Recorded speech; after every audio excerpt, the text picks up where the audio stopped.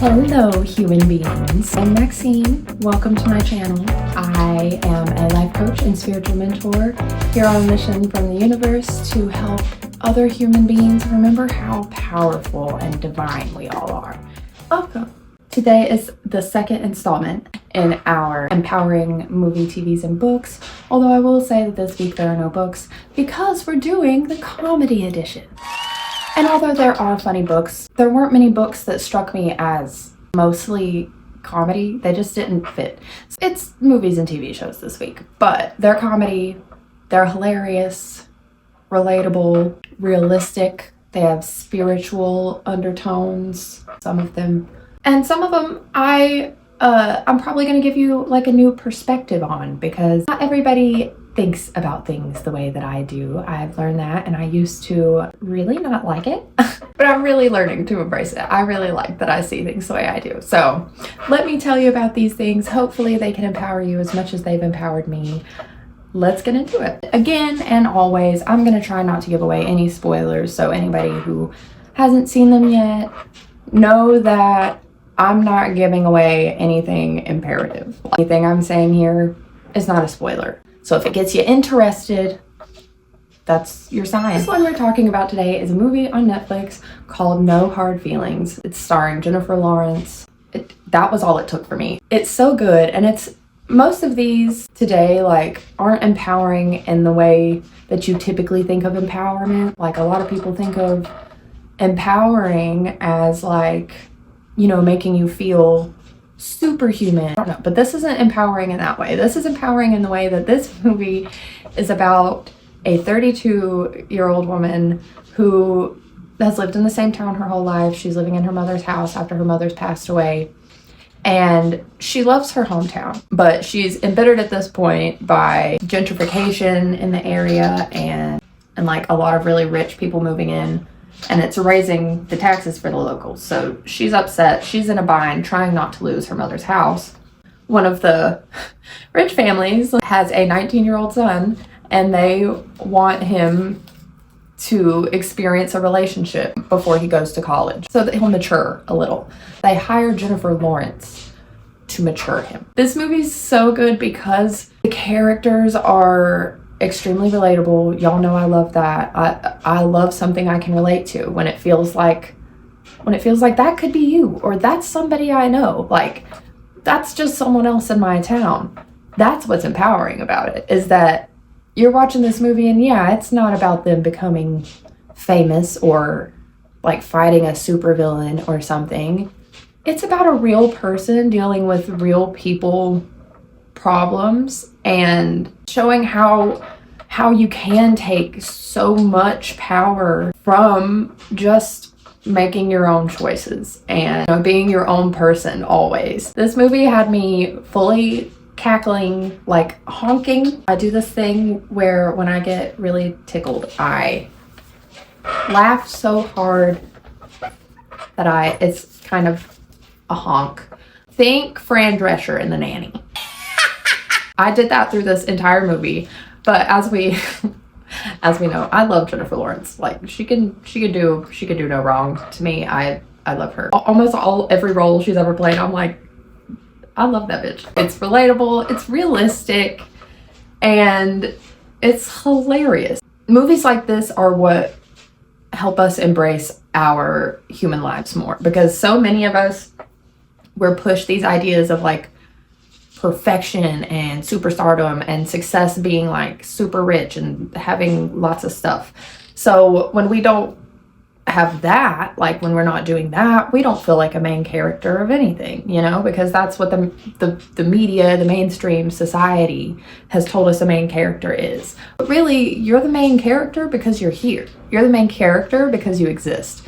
So I love movies like No Hard Feelings because the main characters could be me or you, and you love them and you care about their story, even if they aren't becoming the richest person alive, or even if they aren't fighting some giant evil. They're fighting a much more common enemy, which is ourselves. I love this movie. It is so fantastic. Go check it out. Next one we're going over this week is a TV show. It is streaming on Netflix currently. I cannot at the moment remember where it originally came out, but I will put that somewhere. It is streaming on Netflix now as 4 seasons, starring Kristen Bell. I'm having such a brain fart right now. More about the show, because that's really the point. You know, we love the actors and stuff, but let's focus on the message. The Good Place is about a woman named Eleanor who dies and finds herself in the good place, or, you know, what most of us refer to as heaven. The thing is that Eleanor didn't live like she didn't live like a super morally abundant life. She was not like a very empathetic human being while she was alive. So when she gets here, even she is confused as to how she got here.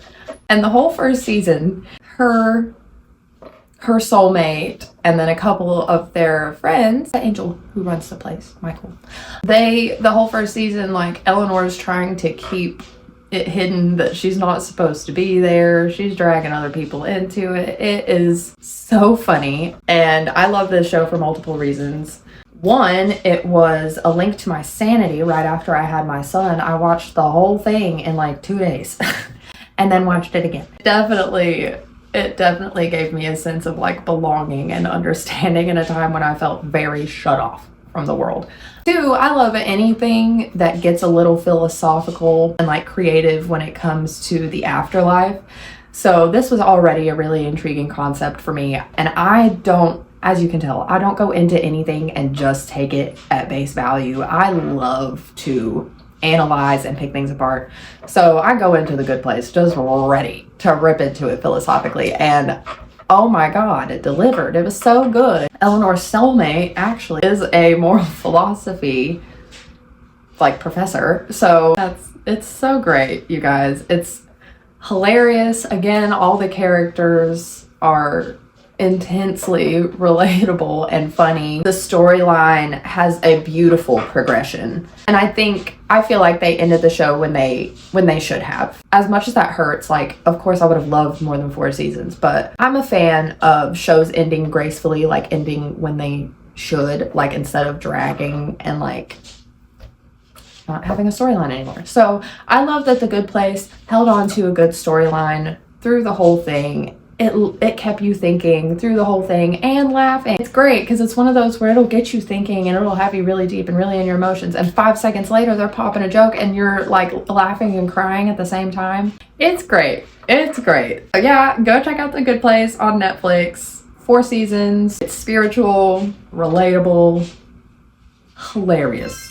The next one is a comedy special, and I wanted to have more comedy specials, but I know I'm gonna need to go back and look through all my comedians, because I definitely feel like I have to have more than this one that was more than just funny, you know? But this one is one that a lot of us know and love already. I kind of just want to put a new light on it because I feel like we all have an idea, and it's not wrong, but it can be a little negative, and I still think it's beautiful. So it is Inside by Bo Burnham, comedy special. It's on Netflix if you haven't seen it. It is very good, very introspective, reflective, intellectual, funny, dark. Bo really went in, and I really think he touched on the collective feeling for most of us in 2020 and directly after. I love Inside, and even though not everyone really considers it comedy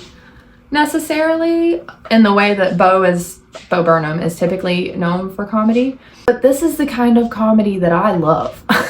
Sardonic and revolutionary comedy. I like comedy that doesn't just make you laugh, but it makes you think, and Bo definitely did that. You were laughing, even if you were laughing uncomfortably.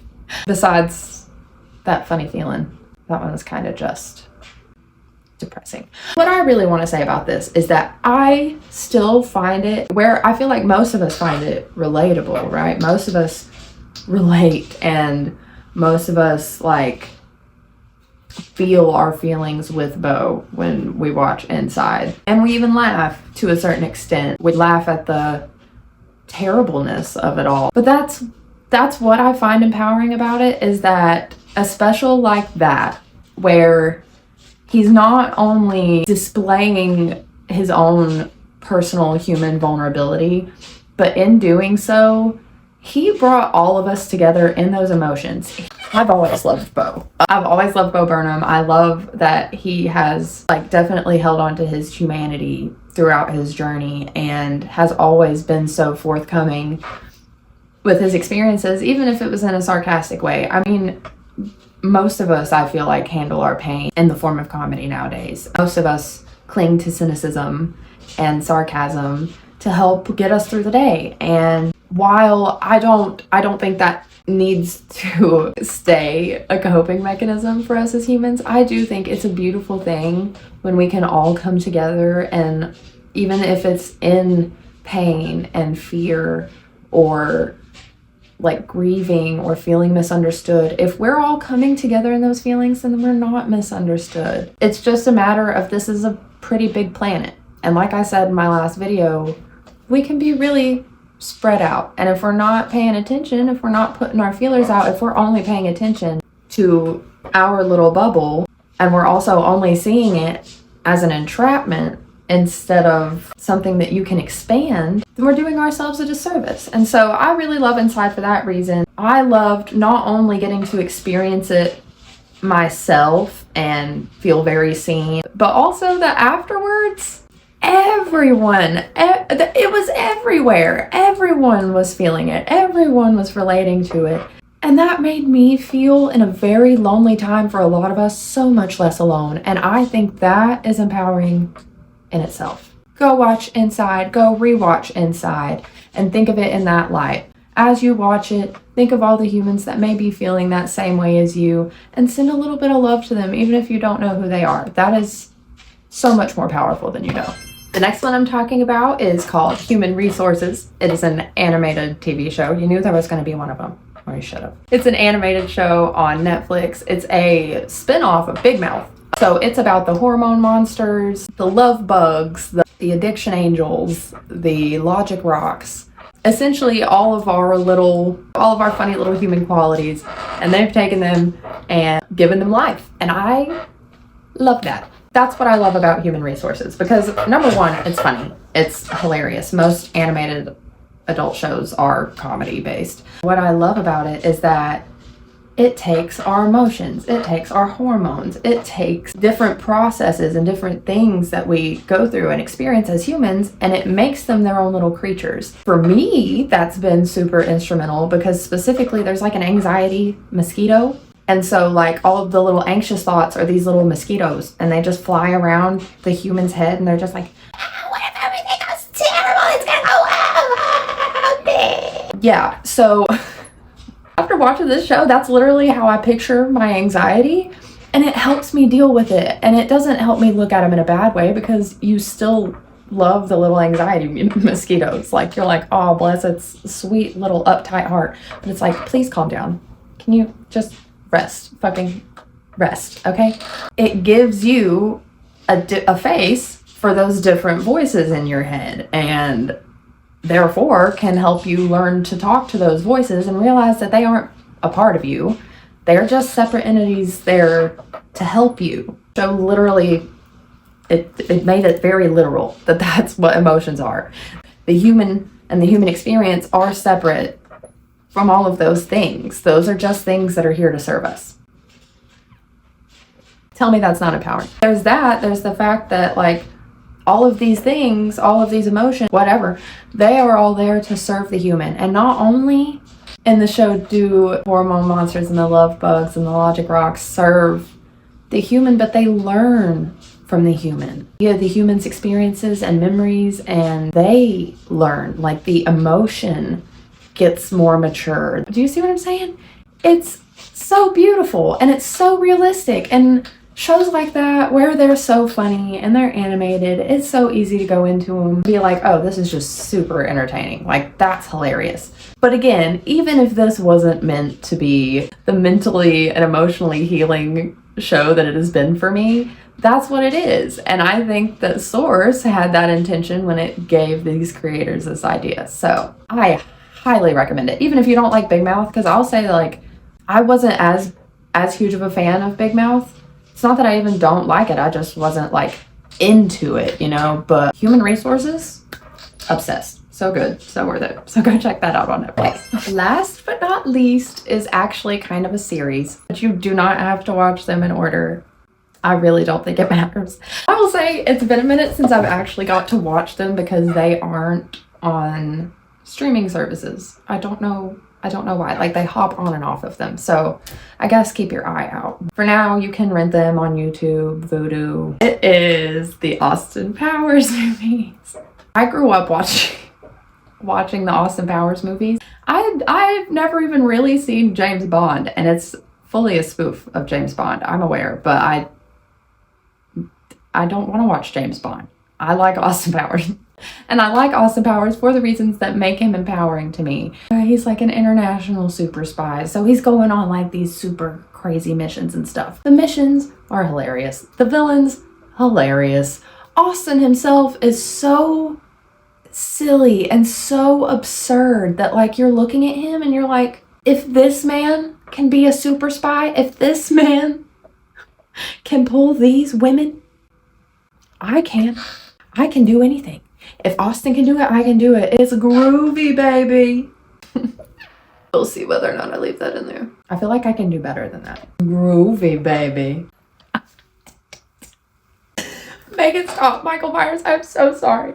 It's about an international super spy. He's British. He goes on these crazy adventures to stop Dr. Evil, who is his nemesis, who's played by the same actor that Austin is played by. It's got several notable comedians throughout the series. Beyonce is in Goldmember, which happens to be one of my favorites. But they're all so good. I mean, keep in mind when watching them, they were made in the like late 90s, early 2000s. So like the humor is a little different, but if you're looking for something that's funny, that makes you feel like any regular goofy little fella out in the world can do really cool things. We're all out here trying to be so hard and so like uptight, when like Austin Powers was out there living his best life, being an absolute goofball, like living the dream. And I know he's fictional, but like, I'm a firm believer that life imitates art imitates life. Pay attention to what art you're consuming. Movies and TV and books definitely constitute as art. Yeah. With all that being said, we are done this week, guys. I hope you go rent Austin Powers, at least one of them. If not, go watch No Hard Feelings or Human Resources. Those are super easy watches. I hope that after you watch them, you find a new sense of empowerment within yourself, even if it's just in a regular old human journey. There is absolutely nothing wrong with that. We do not all have to be superstars. We do not all have to be Batman. Like, it's so fun to just enjoy your life and heal yourself. That heals the world more than you know. So I hope you feel empowered. I hope I've inspired, educated, or enlightened you. Don't forget to go check out my Ko-fi for daily journal prompts and affirmations, tarot readings. Eventually, we'll just have a big old community over there, and we'll share all kinds of stuff, and we can have meditation sessions together and all that fun stuff. That's also where you'll find a membership for life coaching with me or a membership for a spiritual mentorship with me. Go check those out. I love you beans so very much. I hope you have a great few days until I see you again. I will be putting out another video soon. I am kind of drifting away from like a set schedule because right now that's just not working for me. I like to be able to be flexible, but know that there will be at least one video a week always. And this will be one of them because I really enjoy making these. That I love movies, books, and TV. I love my media. I've learned so much about my own human experience through TV. So I want to help you guys do the same. But that's all for now. So I will see you all later. I love you very, very much. A kiss from me in the universe to you.